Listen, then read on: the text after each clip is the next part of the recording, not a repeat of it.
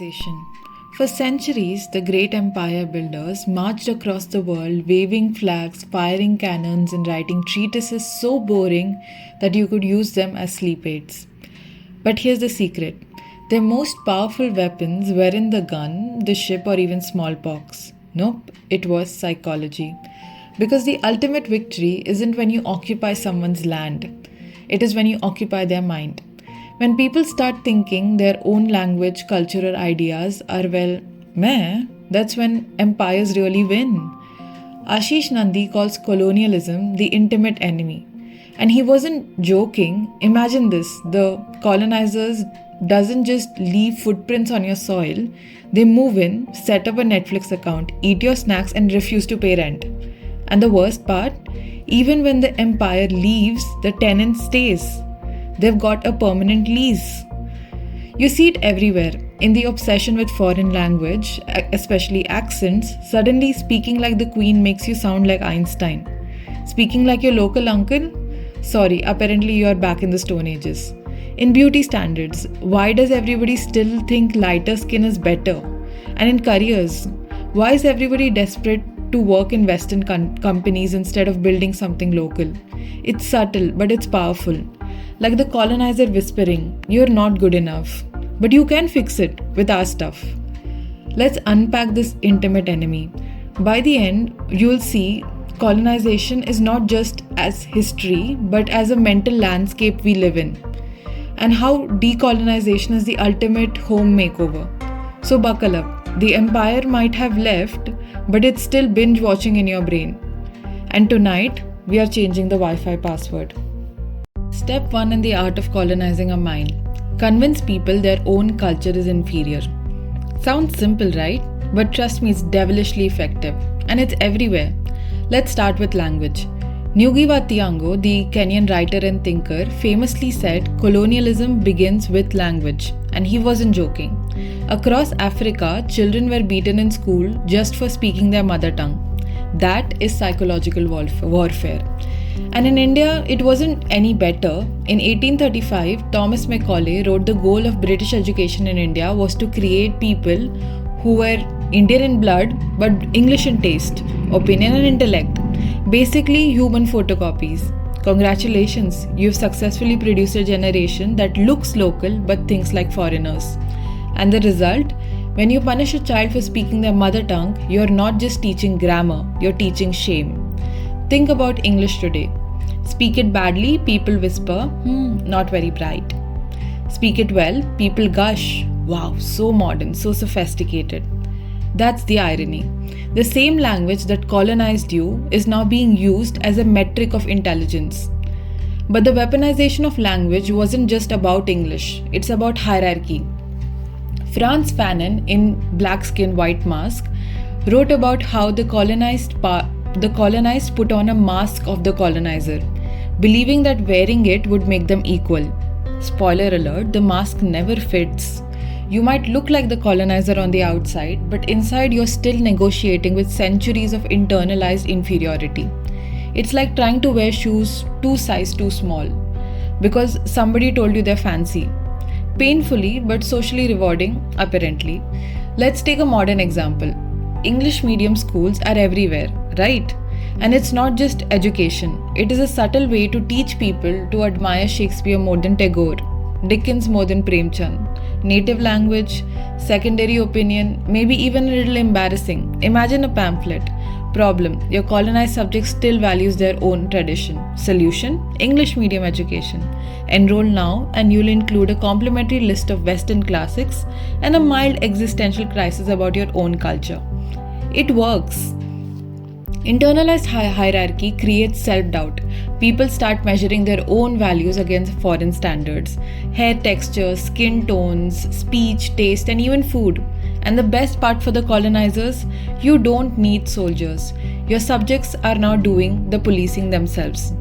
So when you hear someone say, "Oh, you need to sound more Western to be successful," that's colonialism in action.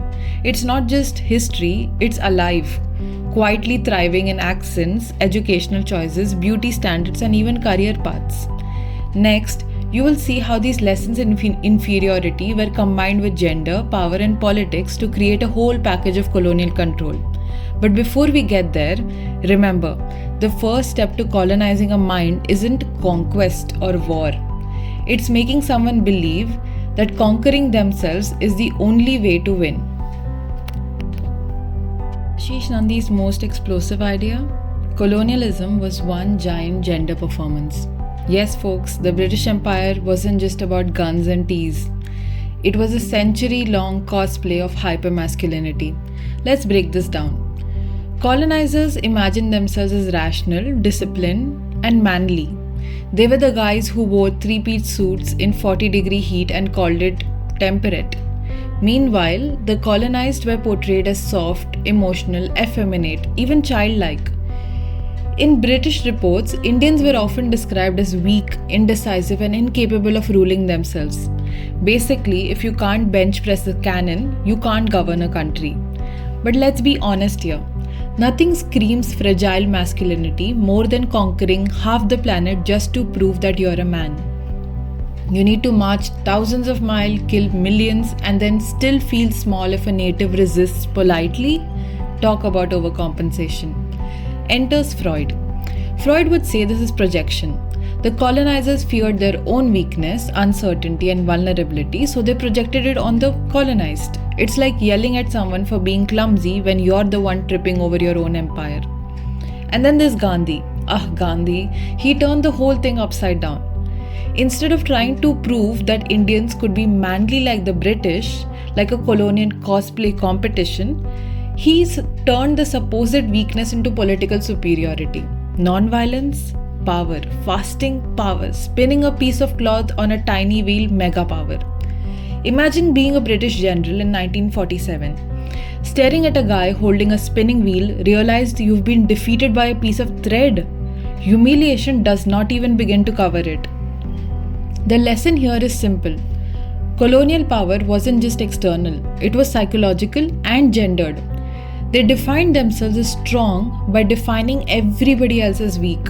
And when that definition was challenged by non-violent resistance, all their so-called masculinity crumbled. And this doesn't just affect politics. This gender hierarchy seeped into culture. British manuals told Indian men to shave, dress properly, and stop being childlike. Indian women, they were told to stay silent, differential, and decorative. Colonialism didn't just occupy land, it occupied the bodies and behaviors of colonized people. So next time someone says men have always been rulers, remember, history is often written by men overcompensating for their insecurities. And sometimes the real power lies in spinning a tiny wheel quietly in a corner. Now, let's talk about the real genius of colonization. The cleverest move wasn't firing cannons, building forts, or even controlling trade routes. Nope. The genius move, you don't need soldiers once you've built an army inside people's head.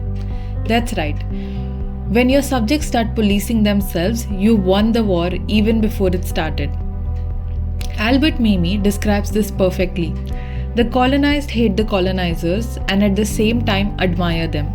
They want to be like them. That's a classic toxic love-hate dependency. Think of it like a bad relationship. The colonizer is constantly pointing out what you're doing wrong, and you still try to impress them. You're bending over backwards doing all the work while they lounge comfortably. That, my friend, is psychological warfare, deluxe edition. And this isn't just theory. Let's get real world in. For a decade, this company has been selling the idea that lighter skin equals better life. Darker skin, shameful. Imagine growing up thinking your natural complexion is a problem. That's the colonialism in a tube. It's not just cosmetic choices, it's a decade of internalized messaging telling you you are not enough unless you look like them. Then there's accent privilege. Raise your hand if you've ever met someone with a British accent and immediately assumed that they were smarter. Don't lie, we've all done it. Meanwhile, if someone speaks with a heavy local accent, suddenly they are less competent, backwards, not professional. Why? Because the centuries of colonial education taught us that the colonizer's language, tone, and even pronunciation is superior. and we internalize it so deeply that most people don't even notice it. Fanon called this colonial mimicry. He said that the colonized adopt the colonizer's way, hoping it will make them equal. But the truth, the mask never fits. You imitate their dresses, their accents, their manners, and you still aren't fully accepted. It's like trying to join an exclusive club with a fake membership card. They'll always know it's fake, and so will you. This is exactly why Nandy calls this the intimate enemy. It's not them versus us, it's us versus ourselves. Every time we laugh at our own language, defer to someone with a posh accent, or buy products promising us that we'll look more or act more like them, we are paying a rent to the colonizer who has long since left the building. And the rent is high. Emotional rent, social rent, mental rent, and the late fees, shame and doubt. Colonialism doesn't just redraw boundaries, it redesigns mind. It creates self-doubt as a routine and makes compliance seem aspirational. It taught entire generations to admire foreign ways while rejecting their own. And the most insidious part, most people don't even realize it's happening. They think they're striving for progress, sophistication, or modernity, but in reality, they're following a script written centuries ago by someone else, someone who isn't even there anymore. Let's add another layer to it. The cultural products we consume, books, films, TVs, and even memes, often reinforce these hierarchies. How often do you see a Western hero solving problems that local characters couldn't? Or a story where an English medium foreign returned character are somehow considered smarter or cooler. It's subtle, it's pervasive, and it keeps the mental army marching. And even our own social interaction reinforce these inner colonizers. Compliments like "you speak English so well" aren't innocent. They carry the implicit message that speaking English is a standard. Everything else is inferior. The complimented person, they might feel proud, but also alienated from their roots. That's colonialism planting seeds in the brain. So when you see someone brag about their better English than the natives, or notice a $1 billion market built on skin lightening creams, or hear laughter directed at a local accent, remember, the army is inside the mind. It is still recruiting. And unless we wake up, it's going to keep marching quietly in every conversation, every product, every thought we have had about ourselves. The question we must ask ourselves is that who really rules us now? Is it us or the echo of an empire that's long gone but refuses to leave our heads? And the scary answer? Sometimes it's the empire. Not the one on the map, the one in the mirror, in the voice inside your head, the one that judges you for not being like them. Understanding this is step one. Because before we can challenge external oppression, we have to confront the internal ones. And that, my friend, is the fight against the inner colonizer. Now let's talk about something that doesn't get nearly enough attention when we discuss colonialism: trauma.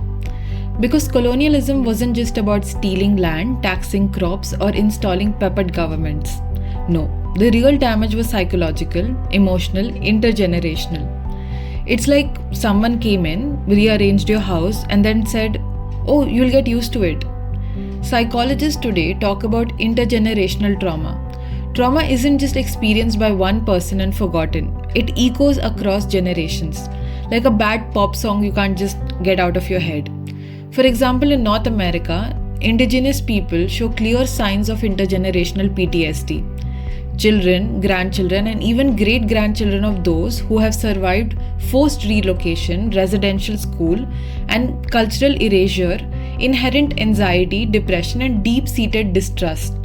Not only because of anything that they personally experienced, but because trauma can literally pass down through families and communities.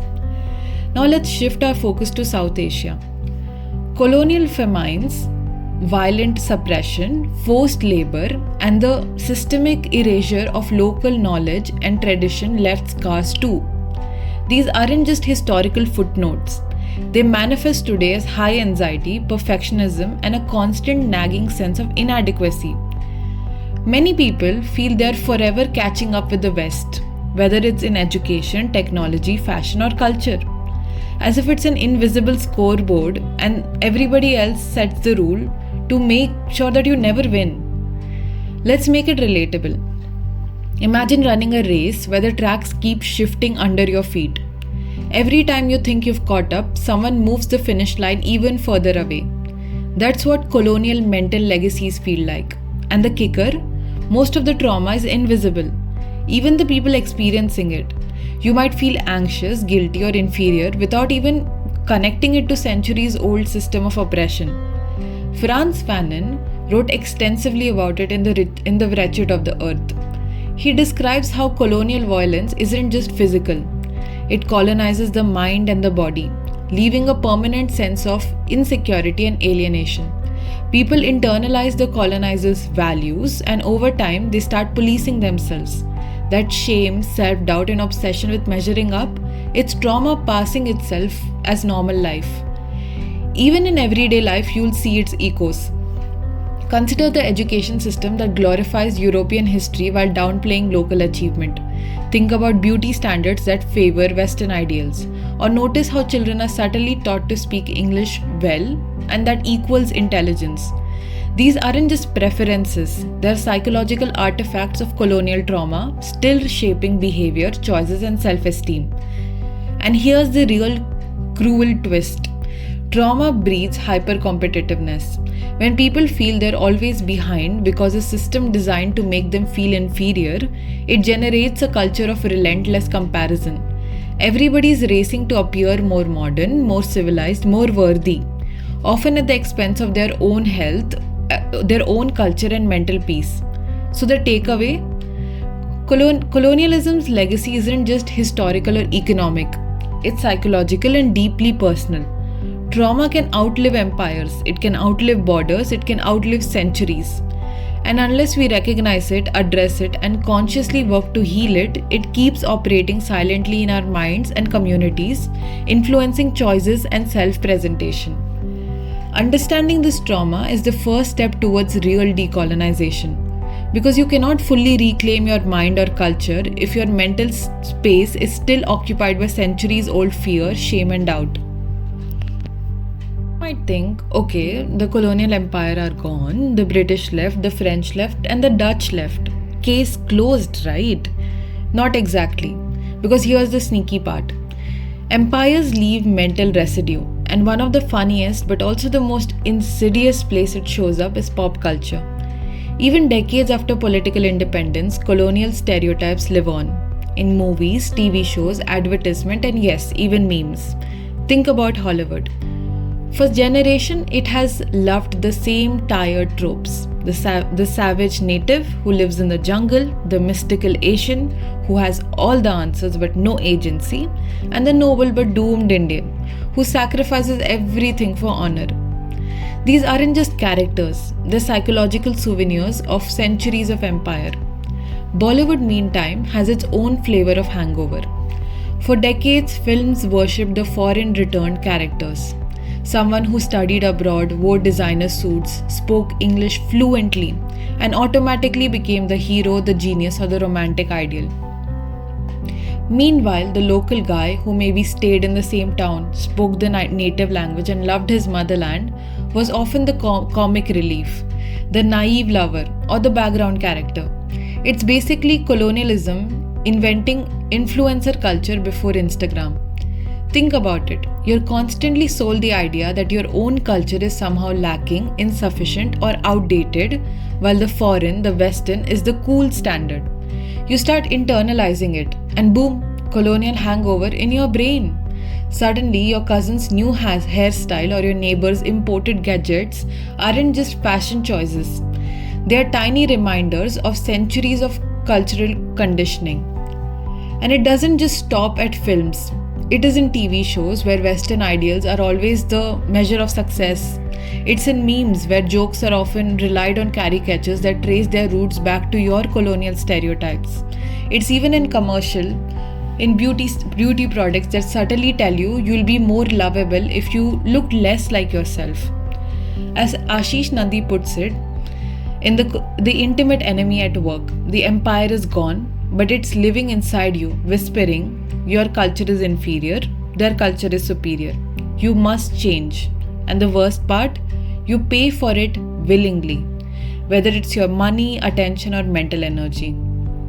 So the next time you watch a movie where the Indian hero has to speak English to British to impress someone, or a meme mocked the local accent which glorifies the British one, remember, you're witnessing the ghost of the empire still running the show behind the scenes.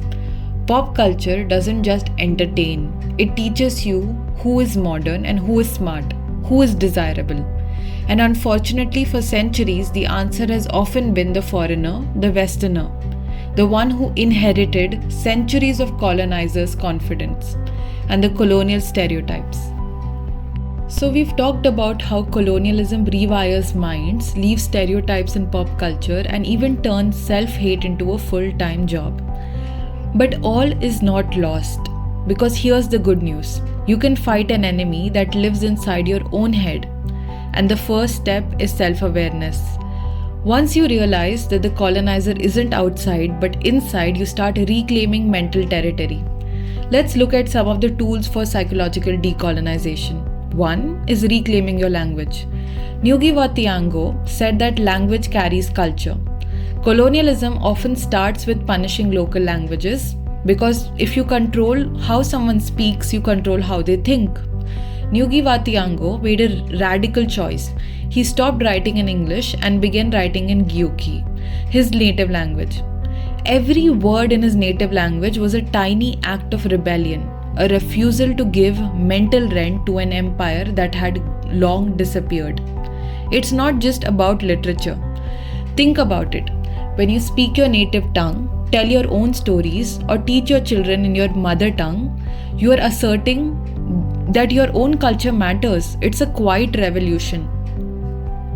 Challenging beauty standards is another. Colonial hangovers are everywhere. In skin lightening ads, hair straightening campaigns, and even in the idea that your features are lesser. Resistance here is simple but powerful. Celebrate yourself as you are. Embrace melanin-rich skin, natural hair, traditional clothing, indigenous fashion. Celebrate local aesthetics instead of constantly chasing foreign ideals.